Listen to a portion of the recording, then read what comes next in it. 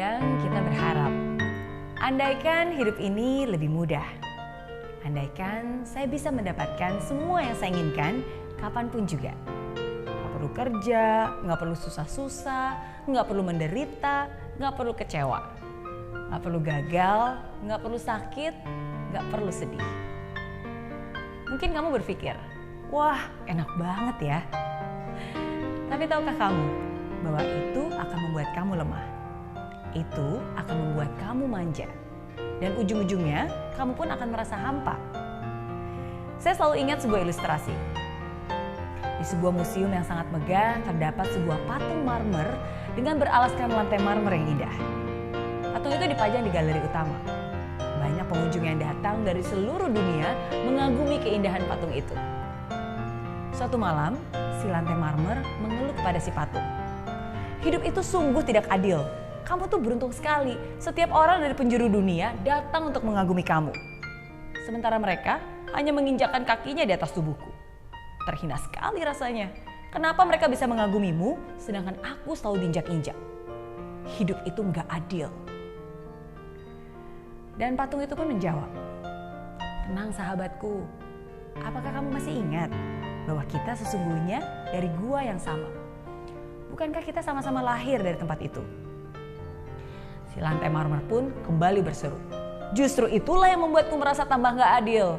Kita lahir dari tempat yang sama, tapi kenapa sekarang perlakuannya berbeda? Hidup itu benar-benar gak adil. Dengan tenang, patung itu pun berkata, lalu, apakah kamu juga masih ingat ketika kita sama-sama berada di tempat workshop? Ada seorang pematung yang datang kepadamu untuk membentukmu. Namun kamu menolak itu semua. Apakah kamu masih ingat saat kamu menolak diukir oleh pemahat itu?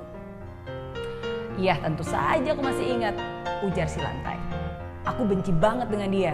Bagaimana mungkin aku bisa menerimanya? Pahat-pahat itu begitu menyakitkan. Kemudian si patung pun melanjutkan. Betul, pemahat tersebut tidak bisa membuat karyanya karena kamu menolak untuk diukir olehnya. Dan tahukah kamu sahabat, di saat kamu tidak tahan untuk dibentuk dan menyerah, akhirnya pematung itu menghampiriku dan mulai mengukirku. Aku tahu memang sakit sekali rasanya, tapi aku yakin suatu saat aku akan lebih baik. Dan aku juga tahu kerja kerasnya akan membuatku tampil lebih indah. Aku menerima semua alat yang digunakan, walaupun memang semua pahat-pahat itu begitu menyakitkan menimpa tubuhku. Dan seperti itulah hidup.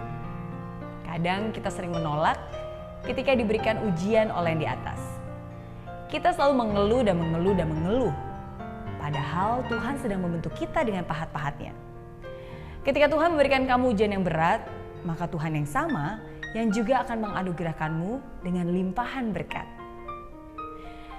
Jadi jangan berdoa untuk hidup yang lebih mudah, tapi berdoalah agar kamu bisa lebih kuat melewati ujiannya.